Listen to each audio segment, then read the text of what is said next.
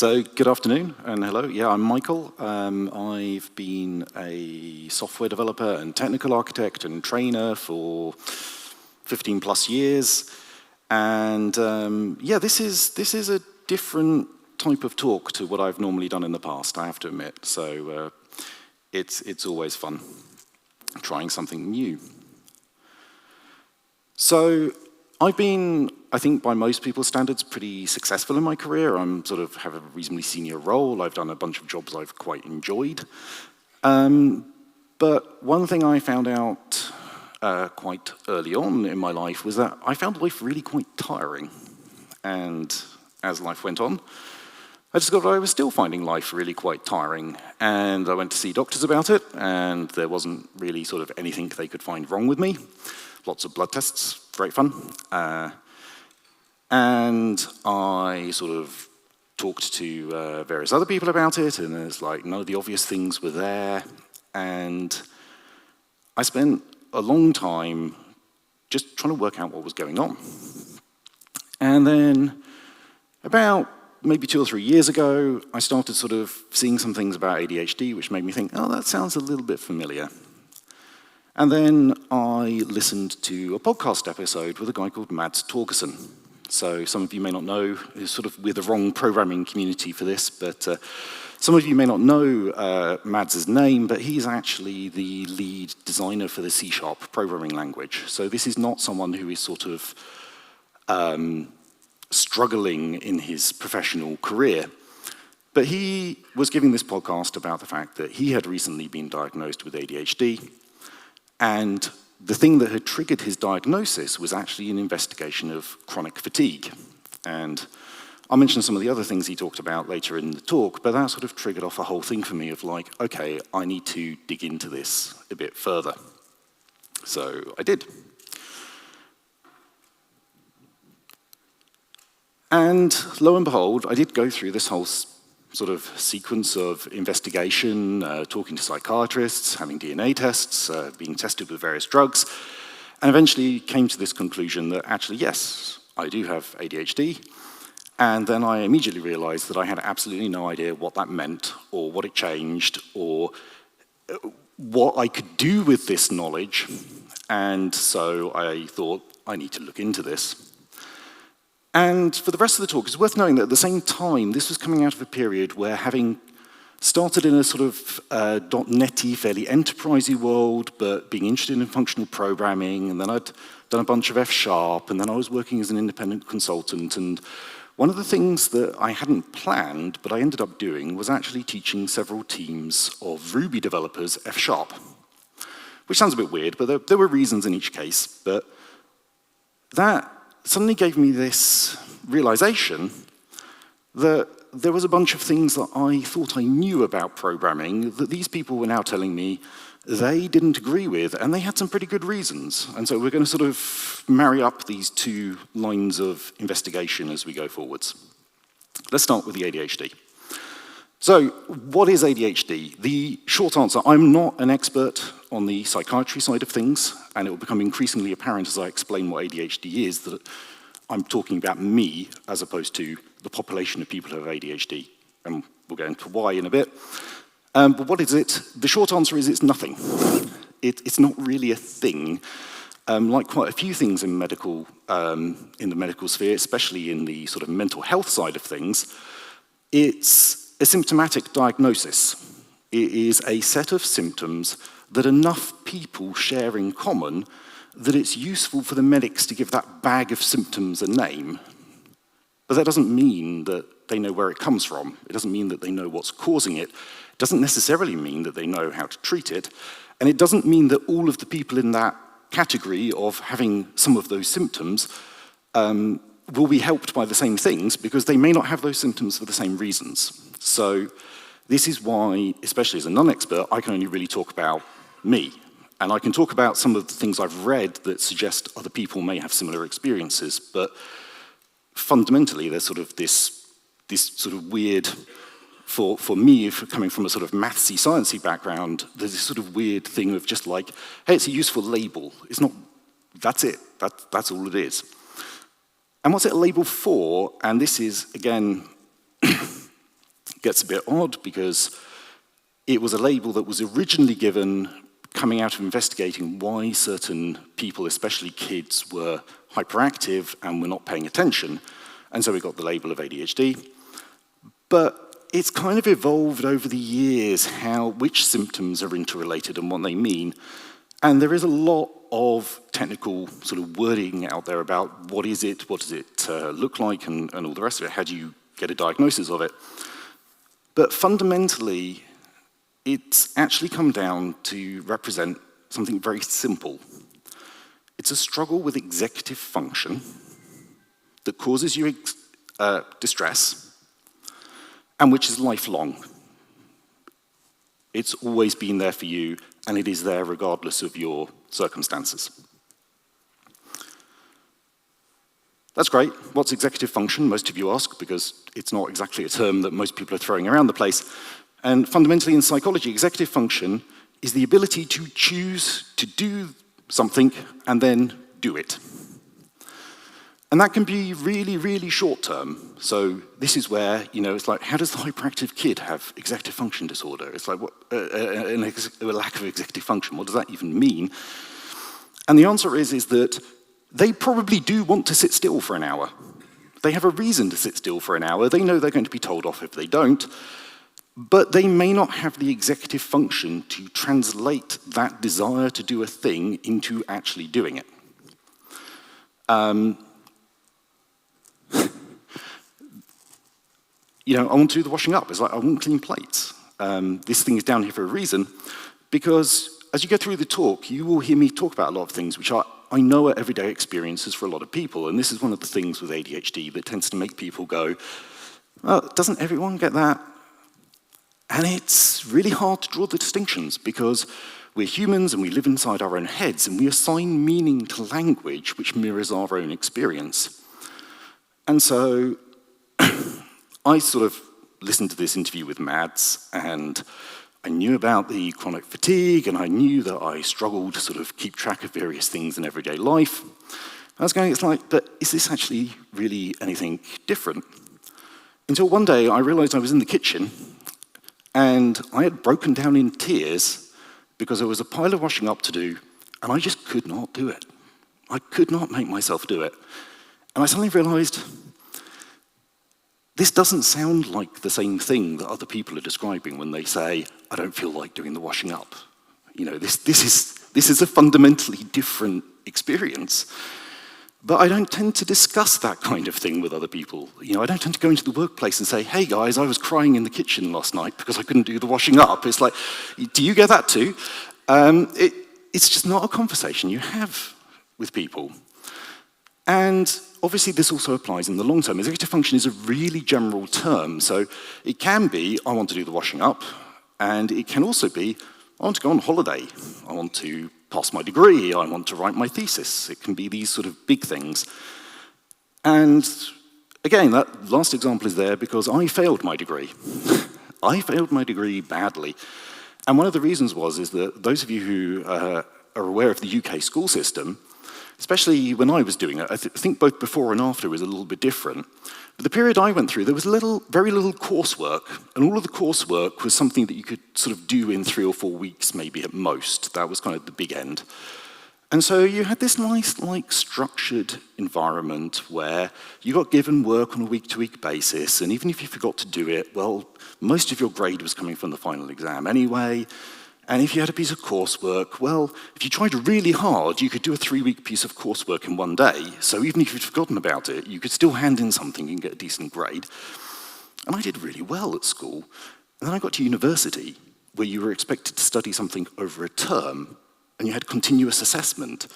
And you had self-study, where you were expected to learn from books, and you were expected to write your own notes. And I just crashed and burned.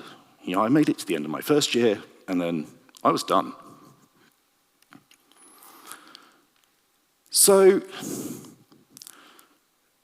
I don't quite know how to describe this in a way that sort of builds a difference. And one thing I want to make super clear is that executive function is something that humans in general don't have an infinite supply of. So we are talking about a matter of degree here of when things start kicking in. But I think the thing that sort of captured it best to me is that at one point my psychiatrist was adjusting the dosage on the medication that I'm taking, which helps me. Going back to the symptomatic thing, it doesn't help everybody who has ADHD. And he was saying, it's like, okay, so, you decide to do this thing, and then you start doing, you get ready to do the thing, and then you do the thing. And I was like, yeah. And he was like, when we get the prescription right on the meds, you won't have the bit in the middle. It's like, you may decide you don't want to do the thing, you may not feel like doing the thing, but if we get the meds right, when you decide to do it, you'll do it. There won't be the bit in the middle. And I was like, that's what a weird idea. It's like, why, do people really do that? And yeah, so that's sort of about the executive function side of things. And then this is where we get to the bag of symptoms thing. So it turns out I also have a bunch of other symptoms that are common for people with ADHD, but are not universal. And I'm afraid to say that a lot of the examples in my talk are actually going to be about some of these rather than about just generically the lack of executive function. So apologies if you're here because you do have ADHD and you're hoping for stuff for you and you don't happen to share these particular traits.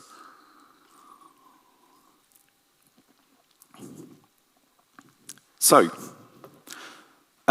it turns out I have a large discrepancy in sort of the psychiatric sense between my verbal and non-verbal reasoning skills and my working memory. So this is not uncommon for people with ADHD, but it means it's very easy to get yourself into a situation where you have lost track of the context. So you'll be doing one thing, and you'll be doing it, and you'll be concentrating on how to do this section of the thing you're doing, and then you'll get to the end of that section, but you will have sort of ejected from the cache, as it were, the thing that the actual goal you had that started you doing this thing, and you'll get to the end of it, and you go, yes, I'm done. And then you'll go off and, I don't know, do the washing up or something. So that's one thing. Another thing is caring about something doesn't actually make me more likely to remember to do it. So looking back, this is after the crashing and burning in university, which should have been maybe a clue. The next thing that, looking back, was actually a really strong indicator was I had a whole series of discussions with my now wife, who was not at the time, where she was saying, it's like, but how can you forget things you really care about? And I was like, but why would you remember things that you really care about? And I don't mean in the sense of, sorry, I need to specify here, I don't mean in the sense of remembering facts, facts that are more personally meaningful for me. Yes, I'm more likely to remember them than bits of random trivia. But I mean literally about remembering to do it, as in, remembering on a specific day to do a specific thing because that thing getting done is important to me. With that, I also have an experience that's sometimes referred to as temporal blindness, that I do not have an intuitive feel of how old my memories are. So I will still refer to this computer as my new work computer. I can't actually remember when I got it, but it's at least 2 years ago, which means in normal sort of corporate parlance, it is probably coming up for a replacement, and it's very much my old work computer. My brain doesn't really work like that. And even with childhood memories, I will sort of work out when they happened by like which house I was living in, this kind of things. It's very hard for me to build habits. If you think about it, that kind of flows naturally from the fact that I find it very hard to remember to do a specific thing at a specific time. And if you don't do specific things at specific times, you don't tend to make a habit of doing them. And I suppose this is the classic thing with ADHD. I tend to reach a point with repetitive tasks that either I get completely hyper-focused on them, and I will just carry on going until that thing is done, or I will just burn out. And actually, I get depressed. I did a while doing a data entry job. About 18 months in, I was in sort of quite a serious mental health condition by the time I'd been doing it for that long. But on the flip side, I've been this successful professional for 15 plus years, earning a lot of money, teaching other people how to write code, and it's like, what's going on? And as I talked to the Ruby developers and other people from other backgrounds, I began to have this sort of shift in how I was thinking, where I began to think about it, and I was thinking, it's like, it was immediately obvious to me how helpful strong types are in writing correct programs. It was one of those things, someone explained it to me, and I was like, well, yeah. I mean, isn't that obvious? And I could see situations where they were annoying, and I could see situations where you just wanted to hack something out, or if you're teaching somebody or whatever, but it never even occurred to me that they may not be sort of an indicator of being able to write a more sort of robust program, or property-based testing. I came across it, and I was like, this is a fantastic idea. It's like, why isn't everyone doing this everywhere all the time? And it's so obviously a better approach to certain types of testing than writing 50 unit test inputs by hand yourself. Or the idea that it's like, well, let's have the discussion and really nail down the language that we're going to use in our code base so that it matches our business domain, so that we sort of have a mapping that's always there when you're working in the code of what am I actually trying to do in the real world with this code, not just sort of have an outer layer that represented that and then something else inside. But it turns out that there isn't actually a great deal of evidence that any of these statements are empirically true. So on the final slide, there's a link to my blog, and I go into this a bit more, but it's like if you actually look at the research supporting strong types resulting in programs with less defects, there isn't very much. And I'm not saying it's wrong as a statement, but I am saying that I had been basing my arguments for it and my understanding of it on the fact that it was obviously true, and the answer is maybe.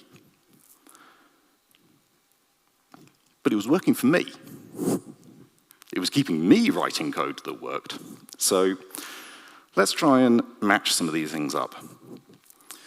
So, types.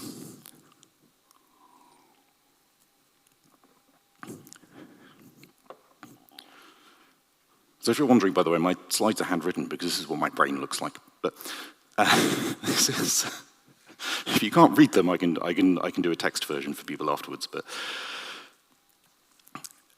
at the most basic level, I like types because I forget things. And so one of my favorite things is in Python, I will forget the return statement at the end of a function because I've worked a fair amount in languages that have implicit returns. And then, of course, my code doesn't work. The other thing is that ADHD is actually quite strongly associated both with bad spelling and, in fact, difficulties with writing in general, especially handwriting. And so I tend to make actually quite a lot of spelling mistakes in my code. And so there is this very sort of baseline level of removing things from needing to keep them in my working memory by getting the type checker to do it for me. It's like, does this function actually return something? And it's like, I don't need to remember whether I've written the return function at the end. I give it a type, and if it doesn't return something, it breaks. And it will keep me going, and it will make sure that I don't get halfway through a function, solve a problem in the middle of it, and then forget to write the rest of it. It will catch the spelling mistakes. It will make sure that I'm not returning something completely meaningless. But as I was thinking about it, I was realizing that, especially in sort of teaching it to people who were very proficient programmers in Ruby, but some people, not all Ruby programmers don't like types, but some of them definitely do not like types, saying it's like it's getting in my way, it's slowing me down, it means that I have to separate out thinking about the sort of shape of the program from how the program is actually going to be implemented. And I was realizing that's actually exactly why I like it. It's like I can split these two things and make sure that they both happen because the computer will force me to do the second one. I give a definition of what I want the shape of my code to be, and then I have to write something that actually provides an implementation that follows that shape. But if you think about it, that's actually taking one big, easy task and turning it into two smaller, more difficult tasks. Because what are you really doing when you write the types of your program? At a very sort of fundamental level, and there's literally proofs for this, you are creating, you're being a theorem prover. You're writing proofs of theorems about your code, and then, not only that, but when you have to write the implementation, you have to write an implementation that fulfills those rules, which is actually harder than just writing code that happens to give the right answer. And I was thinking, there is actually a trade-off here. There are people for which, with the shape of the brain that they have, they are probably much more effective having a really big, really simple task than two smaller but harder ones. And there is also the fact that types are not great for teaching people to code for the first time, but that's sort of just a thing on the side. So it's like types, but they don't solve everything.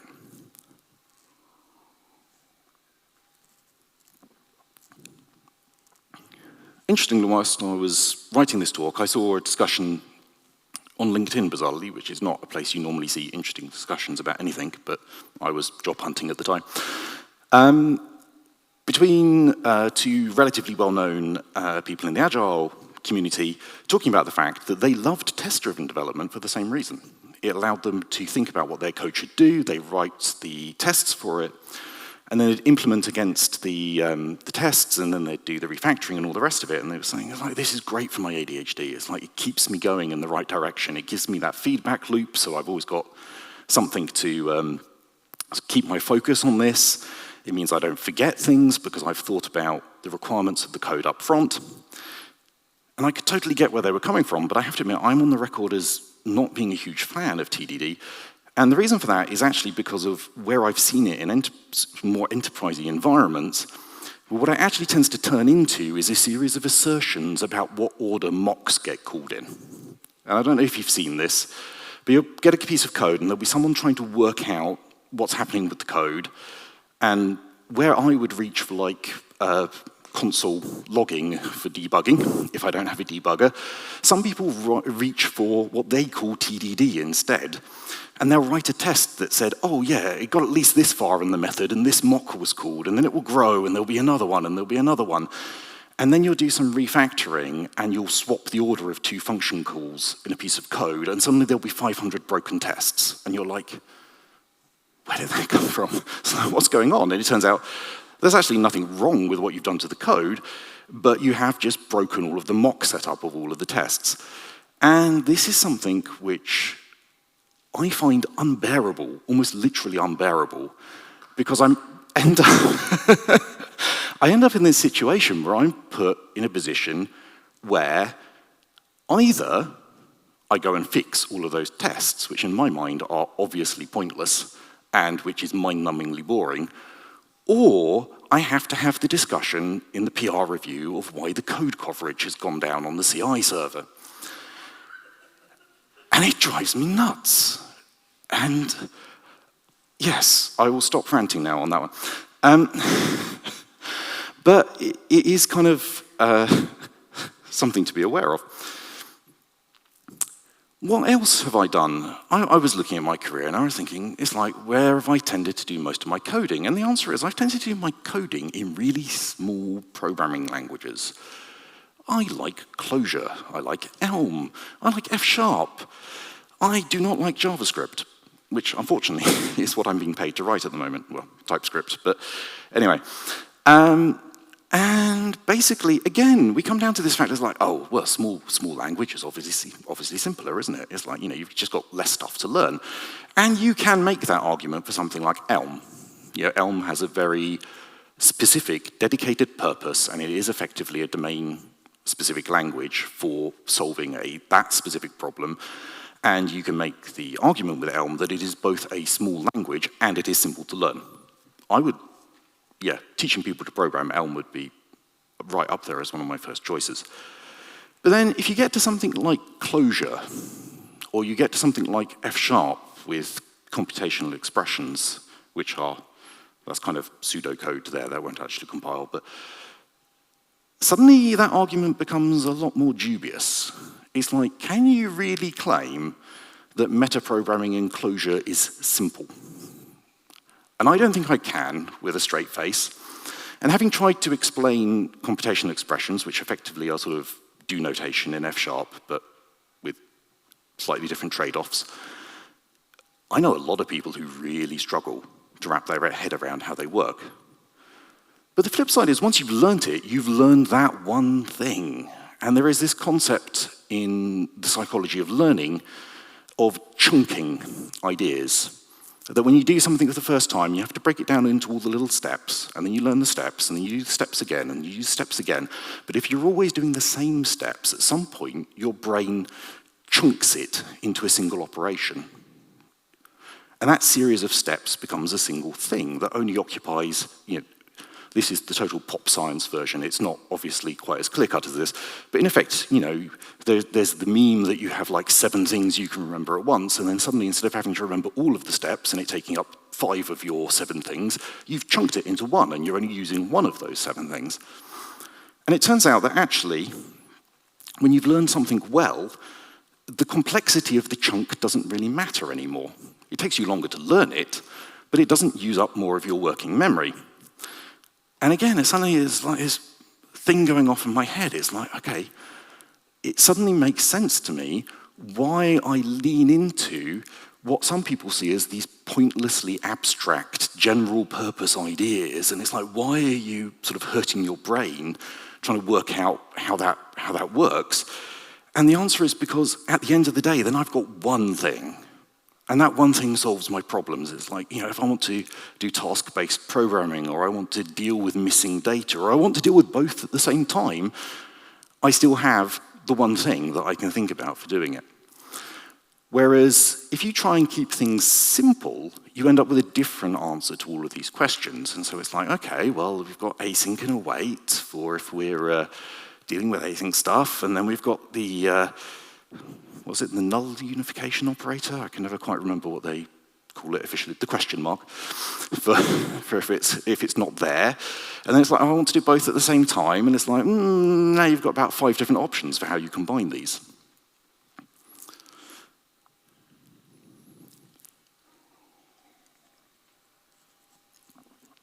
Let's come back to types. I would really struggle these days to go back to writing code in a language which doesn't have union types, whatever you want to call them, discriminated unions or whatever.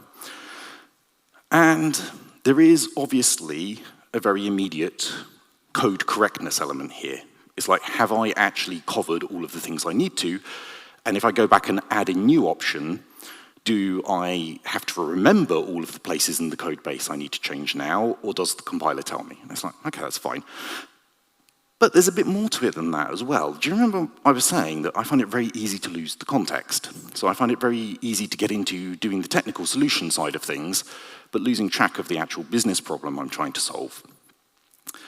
And I love union types because they help with the process of embedding the problem you're actually trying to solve deep down into your code, and they make it that much harder to lose track of what you're actually doing and why. And so this is something that, again, I've sort of come to realize. And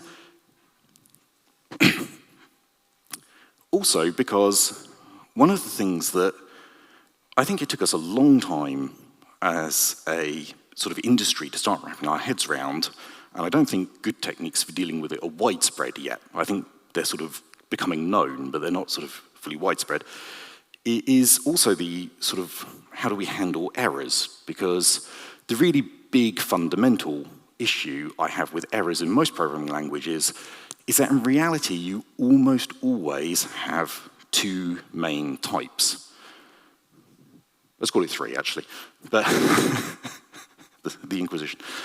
So one of them is, fundamentally something is just totally wrong and I have no idea what it is. And that could be anything from the database has gone down to the compiler's broken to whatever. One of them is, I know this thing is transient. As in, I know that there's nothing actually wrong with my code or with the data I've got, but for some reason I can't carry out the operation right now. And one of them is, there's nothing wrong with my code, but I fundamentally can't do the thing I've been asked to. You know, you've asked me to phone somebody and you've given me an email address, or whatever it is. And again, union types really help with that sort of separation of concerns of not having to remember, oh, but which types of exceptions do I need to catch here to make sure that I do the right retries and all this kind of stuff. So again, this is the offloading of attention to the computer from me. It's like if I realize that this function is going to fail in a way that it may need to retry, I can immediately add to its return signature, this thing has errors that it will need to retry, and suddenly I can forget about that. I don't need to remember it, I don't need to pay attention to it, but I know that I will be forced to then handle that situation. And so this is super explicit. You are not carrying the context in your head, you are telling the computer what the context is, and it will then tell you that you've forgotten it. It will force you to handle every option. And again, as I said, I had this weird conversation with someone with union. Union types, for years, I thought were always one of those slam dunk functions that you could show to anybody who programmed in any language, and they would go, yeah, that looks a great idea. And I had this one conversation with this one developer where it's like, oh, but if I add something here, I'll have to handle it everywhere that I process that type of data. And I was like, yes. And he was like, isn't that a lot of work? And I was like, I've lost this conversation now. I don't even understand what we're talking about anymore. But there we go. It does have some downsides. So there are issues around sort of union types where people do bring up genuine concerns. It's like if you try and push them, say, down into the database and then you add an extra option, you don't only have all of the new places that you need to add code paths, but you then also have the fact that has my database schema changed? How do I represent this sort of extra thing? And even worse, if you realize that you've added a union case that you can now remove, that can actually be quite painful in its own way. And the other thing that can be a little bit hard to deal with, which doesn't come up as often, but when it does, it sort of takes people by surprise, is that it does actually make it hard, especially if you're representing something like a grammar with a union type, it does actually make it hard to make it extensible. It makes it hard to allow other people to add more options to it whilst keeping sort of the nice properties it has. And so, again, you come back to this trade-off of like, there is this side, sort of the flip side, where there is a power you can get from not being this explicit. Again, I come back to Clojure because it's a language that I genuinely admire, even if I would never actually, for all of the reasons this whole talk is about, try and write production code in it. You can get an enormous amount of power in Clojure from the fact that you don't need to know in advance what all of the options are, that you do have techniques for dealing with the unknown, that you can write sort of generalized strategies for dealing with data that don't rely on it having a set shape. But then, we come back to programming is about humans interacting with computers, and probably like many of you, my first introduction to Clojure was actually Rich Hickey's hammock-driven development talk, where he went away and he lay in a hammock for 6 months. Obviously, this is the short version, and Clojure popped out of his head. And this completely fascinated me when I was listening to this talk. It was like this idea that he went away and he built this logical structure in his head. But think about it. If you're the kind of person who has the width of working memory, for want of a better term, and the kind of focus that you can lie in a hammock for a day and keep your attention on designing a programming language, you're probably the kind of person who's going to be really effective writing Clojure. there isn't a huge jump between the people who choose to write programming languages and the programming languages they end up writing.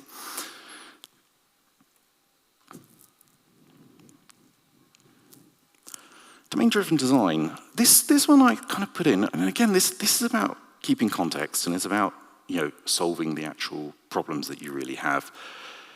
And so, for those of you who haven't come across it, domain-driven design, the original, the book on it was kind of like half technical stuff, which is really enterprisey Java that you don't want to read, and then half a set of really good ideas that a whole load of people wanted to keep. And so, unfortunately, the name has slightly got associated with both, but more and more it's sort of leaned towards the ideas more than the implementation in the original book. But it's the idea of using the language in your code that the people using your code use in real life to refer to real things. And so I worked with social services in a British council for a while, and there was this whole thing about most databases with kids. They have this idea, oh, the parents. But obviously, if your entire department revolves around dealing with vulnerable children who are struggling for different reasons, often the people you need to talk to are not their parents. And so it's like, is it a user? That's the one we tend to lean on. It's like, oh, my software has a user. And it's like, well, what do you mean? Is that the social worker? Is that the parent? Is that the kid? When they're 16, they get access to their own records. Is it a person? Well, hopefully all of those categories are humans. I think we can sort of all agree. It's like parent is like, that's what people tend to assume, but actually it's not correct. And then suddenly you sort of get down to the technical term for that thing. It's the guardian. And suddenly you know who you're talking about. You know that a guardian is going to have a child they are looking after, at least one. It's right there in the name.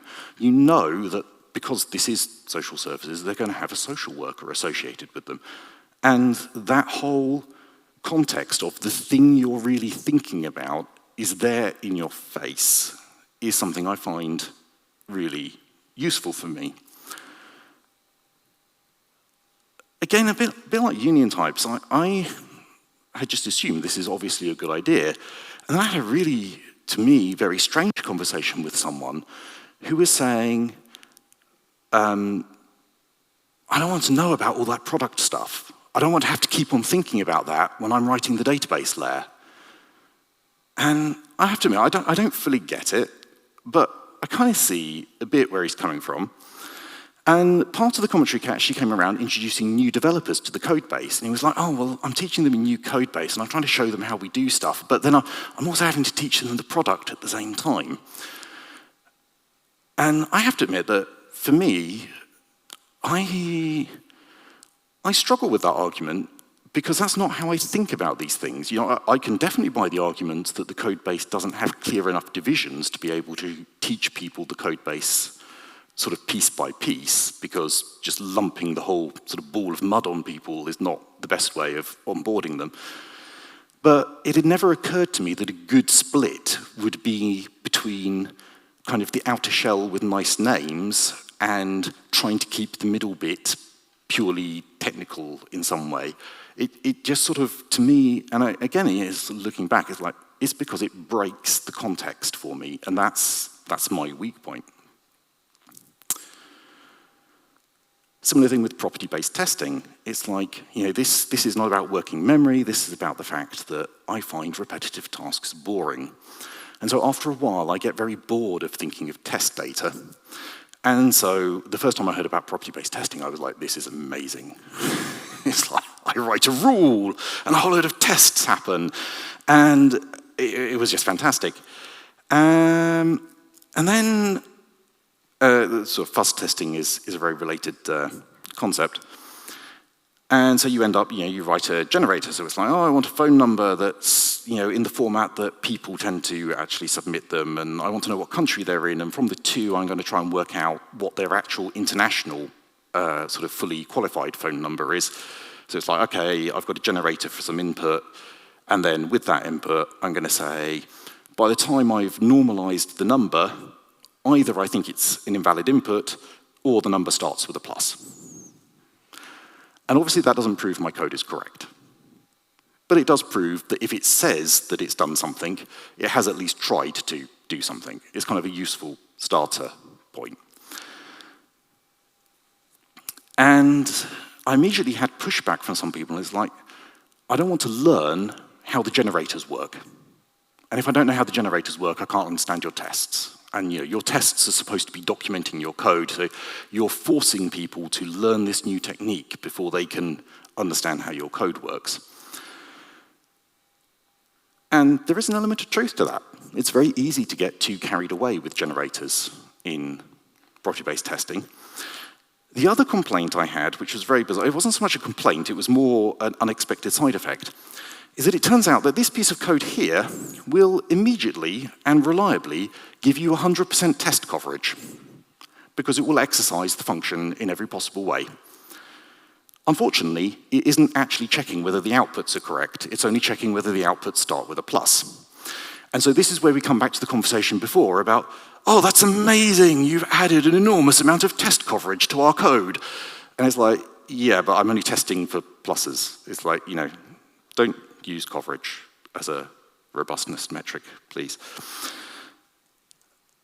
And the other reason that people hate it, and again this took me by surprise, is that property-based testing will often generate inputs you haven't thought of, and they all force you to deal with them if you actually want the test to pass. First time I tried to use it, I generated input data for an XML file and found out, which I'd never realized before, that certain characters are not legally representable in the XML standard. And I was like, what do I do now? And suddenly our code now knew how to handle that. But some people find that really annoying. It's like, well, this has never happened in real life. It's like, why do we need to handle that? There we go. And then this sort of comes back to the wish fulfillment side of things I would really like to have become more mainstream. And everybody thinks it's because they're these funky, like, esoteric, well, not everybody. People who haven't used them tend to think of them as these, like, funky, esoteric ivory tower concepts, like dependent types and linear types. And it's like, actually, I just want linear types because they're a much nicer way of remembering to close the database connection than having a destructor. I like dependent types because I can merge two objects together and I know what all of the fields are and the compiler will check it for me. It's like, yeah, there's lots of fun theory that I do actually genuinely enjoy looking into under the hood as to what's happening. But fundamentally, the reason I want to use it, the reason I want to write code that has it, is not because it's funky theoretical stuff. It's because it's yet another thing I can unload out of my brain onto the computer. And finally, I really like build systems. Literally every job I've worked in for the last 10 years, I have either set up or rewritten the CI system because I need that feedback loop, because I will not remember to run the unit test suite before pushing the code. Also, if you ever hire me, make sure that your main branch in your source code repository is protected, because about once a month, I will push commits to main, whether you want me to or not. And one thing I hate, and why I ended up rewriting them, was, oh, before you commit, just make sure you, and it's like, no, it ain't happening, guys. It just isn't. So there you go. This is a quick tour of my brain. It's a quick tour of how I've ended up where I am in terms of programming languages I use, how I've been successful in my career despite not being as successful at managing my personal life at times. And I kind of wanted to put it out there, both because we don't talk about these things. We don't talk about how our experiences differ and what we really mean when we use certain words. And I think it's helpful to encourage that to happen. And also I wanted to put it out there because I suppose having gone through this journey of going like, oh, this is obviously right, and arguing for things, even quite vehemently at times, I think it's sometimes worth stepping back and going, why? Why am I doing this? Why is this team doing this? Why is this team really successful at doing this, but this other team is being really successful doing this other thing? And I'm coming to the end, but one thing I do want to relate is I had this conversation with someone else recently, and they were saying it's like, oh, it's like, it's like accessibility things. It's like people say it's like if you give the right accessibility features, it makes it easier for everyone. And there's an extent to which I do agree. I think there are certain things where that is true. Feedback loops and sort of automating CI and things. Nobody wants to remember to run the unit test suite manually every time they push. But I do think there's actually a danger to that way of thinking as well, because it's not about pulling everything back to the mean. You know, there's a famous story of US tanks at one point where they measured all of the tank crewmen and took the average measurements and built a test chair that sort of matched the average, and then they found out that half the people couldn't fit in because they were bigger than average, which, you know, it's kind of like, well, yes, they are. That's kind of what it means.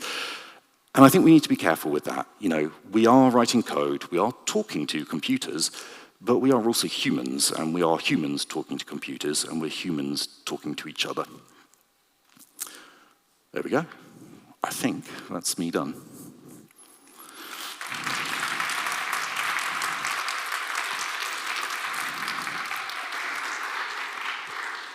Thank you for sharing your story. This was very interesting to listen and eye-opening in some aspects, so thank you. We have time for one question.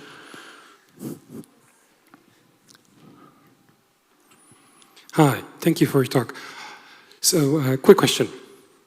One of the symptoms of ADHD is visual impairments, meaning that whatever is not in your visual field of view will essentially become cache evicted, as you mentioned. So do you think that sort of was causing you to choose programming languages that tend to be very succinct and have, it's easy essentially to represent it, more information on a single screen, such as F# and Clojure? And do you also get stuff that if a thing is split among multiple files, it disappears for you, or whether you're within a longer file, things that are not within your frame buffer also disappear for you? So it's interesting you say that. Yes, definitely I like having something which is information dense, even if it is actually harder to understand. I started working in a new company about a month and a half ago, so a brand new code base, and 4 people, so one of them is the CTO, for want of a better word. You know, with 4 people, it's like lead dev, whatever. I wrote the first implementation of something, and we had a whole discussion back and forth, literally about the fact that he wanted to split it down into lots of small files to hide the complexity, whereas I'd written it all in one file because I wanted to see the context. So yeah, that's definitely a thing. Information density helps. Tight signatures help, because it means even if you're going off to another file, you find it.